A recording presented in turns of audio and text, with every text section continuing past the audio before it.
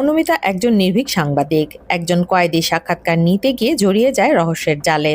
সে দেখে জেলখানায় থাকা একটি মেয়ে প্রেগনেন্ট হয়ে পড়েছে, কিন্তু মেয়েটি গত 2 বছর যাবৎ জেলখানায় রয়েছে। তাহলে সে প্রেগনেন্ট হলো কিভাবে? সে এটা নিয়ে তদন্ত করতে শুরু করে।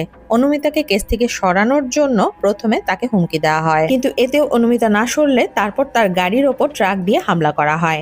এতে করে অনু মারাত্মকভাবে আহত হলেও প্রাণে বেঁচে যায়, কিন্তু গাড়িতে তার সাথে থাকা তার হবু স্বামী কোমায় চলে যায়।